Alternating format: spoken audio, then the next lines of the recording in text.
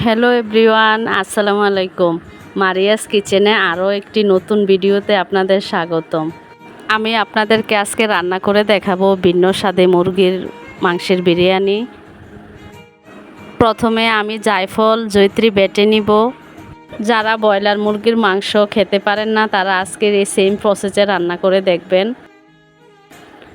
আমি প্রথমে দিয়ে দিব লবণ, দারচিনি ও এলাচ, দিয়ে দেবো একটু লেবুর রস, দিয়ে এখন একটু মেখে নিব। এখন দিয়ে দিব পেঁয়াজ বাটা, রসুন বাটা, আদা বাটা, দিয়ে দেব গুঁড়ো দুধ। আপনারা চাইলে লিকুইড দুধও দিতে পারেন, আমার কাছে গুঁড়ো দুধটা ভালো লাগে তাই আমি এটা দিলাম। এখন দিয়ে দেব বাটা জায়ফল জয়িত্রী বাটা। এখন চুলায় একটি পাতিল বসিয়ে তেল দিয়ে দিব। তেল গরম হয়ে এলে দিয়ে দেব পেঁয়াজ কুচি।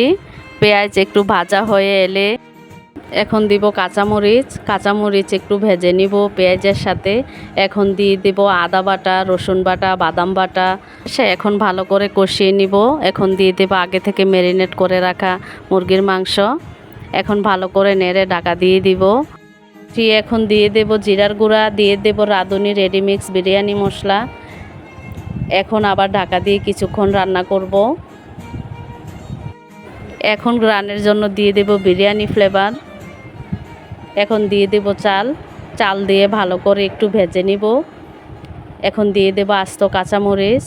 ভাজা হয়ে এলে আমি পানি অ্যাড করে দিব। এখন ঢাকা দিয়ে আরও কিছুক্ষণ রান্না করব। ঢাকা উঠিয়ে এখন আমি চালগুলো উপর নিচ করে নিব। উপরের চালটা নিচে দিয়ে দিব। এখন ঢাকা দিয়ে আরও 15 মিনিট রান্না করব। এখন আমার রান্না কমপ্লিট। এখন পরিবেশনের পালা।